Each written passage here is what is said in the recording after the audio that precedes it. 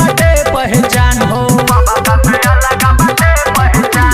होखता बड़ाई ऐसन करता र काम हो, सबका से अलग बाटे पहचान हो। भारत माता के तू तो एगो लाल बड़ा हो, भारत माता के तू तो एगो लाल बड़ा हो।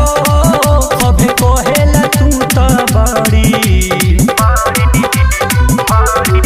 सभी कहेला तू तो बड़ी, ये चाचा महान बड़ा